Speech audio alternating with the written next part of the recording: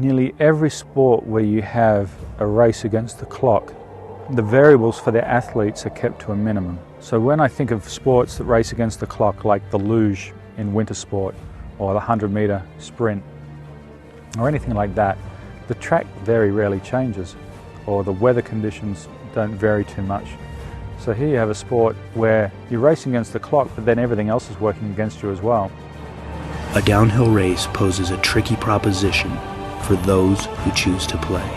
Downhill is the Formula One of cycling. You machine and course against the clock. It's not like you constantly hear it ticking in the mind, but every little mistake, every pedal stroke, every route that you hit, every tree, rock, whatever it is, it all equates to that time at the end of the day. So then it just comes down to your mind.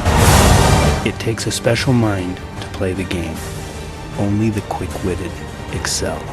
To win a World Cup, you need to be dead fit and you need to be a bloody good rider, like technically, but also you have to be mentally really strong. In this game, I'd say mental aspect is where the races are won and lost. Your mind's so hard to train, so hard to get your mind into that place. A group of riders traversing across the globe, fighting the clock, all in the vice of a collective addiction.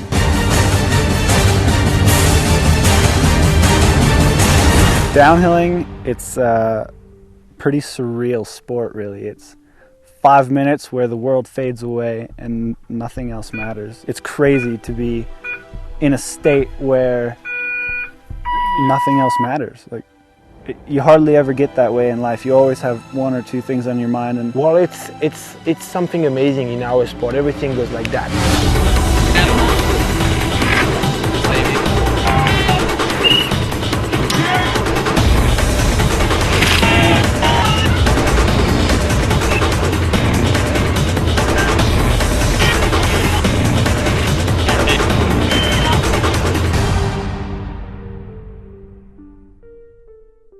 I was one of those kids at school that never knew what I wanted to do when I was older, and riding just kind of given me a massive focus and a massive direction. And a bicycle takes me back. It was freedom. It was the first chance you could be an independent person, it felt like.